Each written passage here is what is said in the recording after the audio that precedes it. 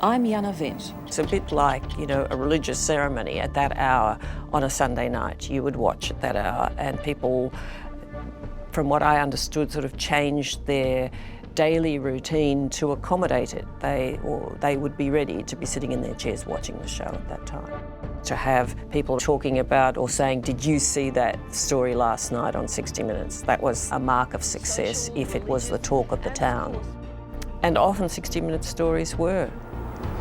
So determined was Murdoch to beat the unions that it's hard to find a single building that hasn't been blown to bits in the last Libyan-backed... The streets of Gaza used to belong to the PLO. You drained the Philippines of money to enrich yourself.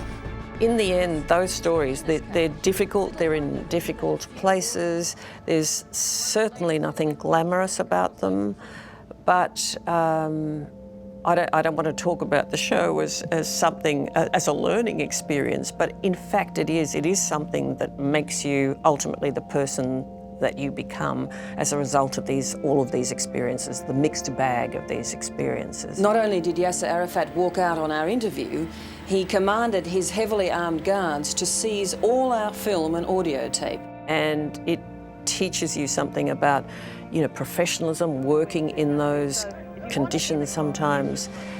You're working in them, but other people are living in them. So you put your whole existence in some sort of decent perspective. These things are useful in ways beyond just the professional output that comes out of those experiences. There's no prizes for guessing where I am. According to Kathy Webb, her ordeal lasted for 2 hours. When will you personally get to a point? Yes, bossy boots. It was a terrific time. Obviously, there are ups and downs. Some stories don't work out the way you wanted them to work out. Sometimes you mess something up. That's part of life. But again, I keep coming back to the privilege of it.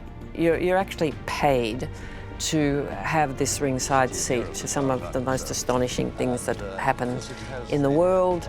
They need not be the big things, they can be the small things of meeting people who are, if you want to call them ordinary people. They're not presidents or they're not movie stars, but they are people who live intense or interesting lives, who are prepared to let you have a piece of that life. And that's a privilege, and I don't think there's a privilege to top that, really, when you have the resources of a program like 60 Minutes. I think that's what I keep coming back to, that I was very lucky.